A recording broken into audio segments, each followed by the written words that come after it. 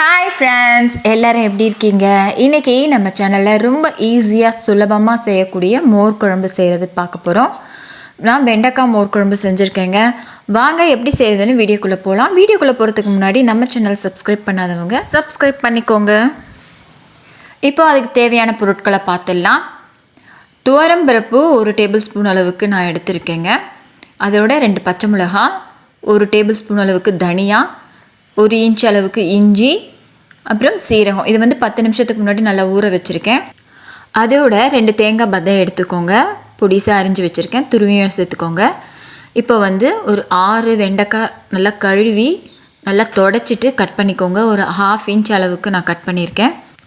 நல்லா கெட்டியான தயிர், கொஞ்சம் புளிச்சிருக்கணும் தயிர்.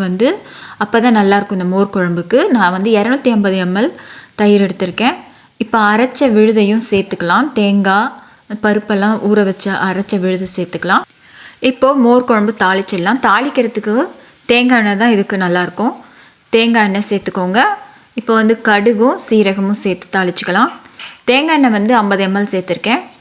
கடுகு சீரகம் வெடித்ததுக்கப்புறமா 2 கொத்து கருவேப்பிலை சேர்த்து தாளிச்சிக்கலாம். அதோட வெண்டைக்காவும் சேர்த்து நல்லா வதக்கிக்கோங்க. வெண்டைக்காய் சுருளை நல்லா வதங்கி வரட்டும். அதுக்கப்புறம் நம்ம பெருங்காயத்தூள் சேர்த்துக்கலாம். இப்போ வெண்டைக்காய் நல்ல சுருளில் வெந்து வரணும். அந்த அளவுக்கு நம்ம வதக்கிக்கலாம். ஒரு 5 நிமிஷம் வதங்கினா போதும் எண்ணெயிலேயே. இந்த மோர் குழம்புக்கு தேங்காய் எண்ணெய் தான் நல்லா டேஸ்ட்டு கொடுக்கும். அதனால் தேங்காய் எண்ணெயை சேர்த்துக்கோங்க. இப்போ இந்த கடைசியாக நம்ம வரமிளகாய் சேர்த்துக்கலாம். 2 இல்லைன்னா 3 வரமிளகாய் கிள்ளி போட்டு சேர்த்துக்கோங்க. ஏன்னா ஃபஸ்ட்டே நீங்கள் சேர்த்திங்கன்னா மிளகாய் ரொம்ப தீஞ்சு போயிடும். அதனால் கடைசியாக நீங்கள் சேர்த்துக்கோங்க. இப்போ ஒரு 2 நிமிஷத்துக்கு நல்லா வதக்கிக்கலாம். இந்த மோர் குழம்புக்கு வடை கூட செஞ்சு போடுவாங்க. கடலைப்பருப்பு ஊற வச்சு இந்த மாதிரி பக்கோடா மாதிரி செஞ்சு போடுவாங்க.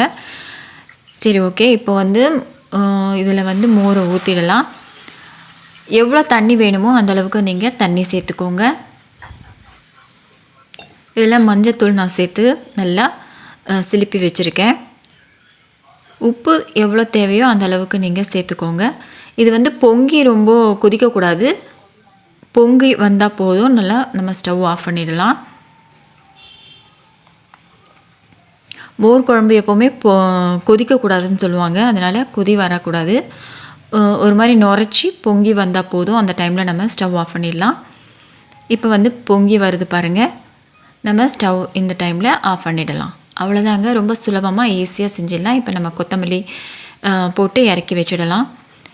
ரொம்ப ஈஸியாகவும் சுலபமாகவும் இருந்துச்சு இல்லை? நீங்களும் ட்ரை பண்ணி பார்த்துட்டு எனக்கு கமெண்ட் பண்ணுங்கள். இந்த வீடியோ உங்களுக்கு பிடிச்சிருக்குன்னு நம்புகிறேன். பிடிச்சிருந்தால் லைக் பண்ணுங்கள், ஷேர் பண்ணுங்கள். மறக்காமல் நம்ம சேனலை சப்ஸ்கிரைப் பண்ணுங்கள்.